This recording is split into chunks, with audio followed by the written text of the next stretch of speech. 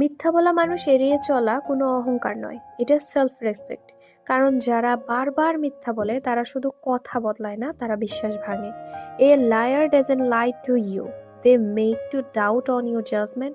And একটা ছোট মিথ্যা কাল একটা বড় অজুহাত। আর এক সময় তুমি বুঝতেই পারো না কোনটা সত্য আর কোনটা অভিনয়। মিথ্যা বলা মানুষের সঙ্গে থাকলে সবসময় একটা অস্বস্তি কাজ করে। মন বলে কিছু একটা ঠিক না, কিন্তু মুখে কিছু বলা যায় না।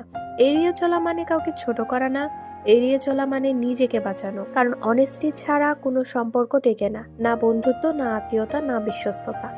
মিথ্যা বলা মানুষ নিজের সুবিধা দেখে, সত্য বলা মানুষ সম্পর্ক দেখে। আর যে মানুষ সম্পর্কের চেয়ে সুবিধাকে বড় করে, সে মানুষ একদিন তোমাকেও ব্যবহার করবে। সবাইকে কাছে রাখা বুদ্ধিমানের কাজ না, কিছু মানুষকে দূরে রাখাই শান্তির একমাত্র উপায়।